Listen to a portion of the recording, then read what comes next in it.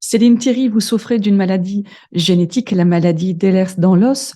On vous a annoncé à 30 ans que vous ne pourriez pas avoir d'enfant. Ça a été un choc pour vous. C'était un choc, un énorme choc. Mais au bout de plusieurs mois, je me suis dit, allez, il y a sûrement une raison. Et donc, j'ai décidé de me battre. Parce que ce jour-là, celui qui était votre compagnon à l'époque vous demande en mariage, mais les enfants, vous adorez les enfants et finalement, vous avez décidé d'avoir une méthode bien à vous pour en avoir. Voilà. Mon mari me dit, on n'aura pas d'enfants, c'est pas grave, c'est pas des enfants à nous. Pourquoi on n'accueillerait pas des étudiants qui viennent de l'étranger? Et on s'est lancé, on a dit, et c'est vrai qu'effectivement, j'adore ça, j'adore le contact avec les jeunes, j'adore échanger. Et depuis, on n'arrête pas. Et donc, vous êtes lancé comme famille d'accueil pour le web. Ces enfants, vous les considérez comme les autres, comme les vôtres. C'est comme mes enfants. Ils partent en vacances avec nous, ils mangent avec nous, ils fêtent Noël avec nous. Je ne peux pas vivre sans eux.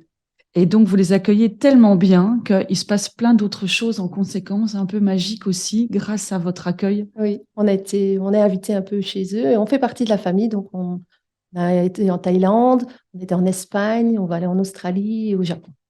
Et donc, malgré votre maladie, vous devez gérer ces voyages-là parce que c'est quand même éprouvant. Vous avez une poche, vous devez nettoyer vos intestins Oui, tous les 2 jours et ça ne vous empêche pas de le faire, mais vous le faites à votre rythme. je le fais à mon rythme. Donc, le voyage pour l'Australie, ben, on mettra 2 jours au lieu de un. Mais c'est pas grave. J'ai tellement envie de les revoir que pour moi, c'est plus important. C'est eux qui passent avant ma maladie. Oui, c'est eux qui vous donnent la force et ça aussi, c'est un message que vous voulez faire passer. C'est que via web, avec ces enfants, hein, comme vous n'avez pas pu en avoir, eux, ils vous donnent la force de vous lever le matin.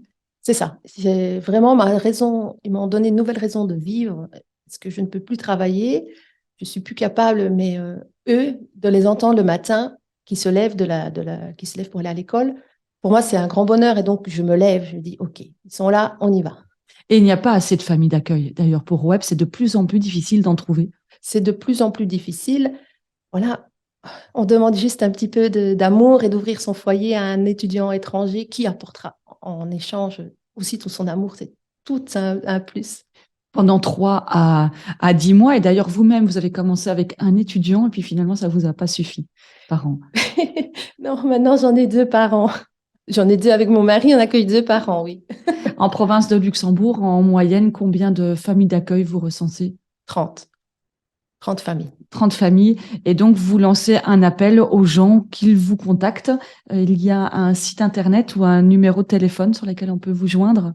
Donc, ben, c'est mon mari qui est coordinateur et il a créé un compte Facebook, coordinateur Web Thierry, ou alors il y a le 0472 85 55 25 et Donc, je pourrais parler des heures avec eux de l'accueil.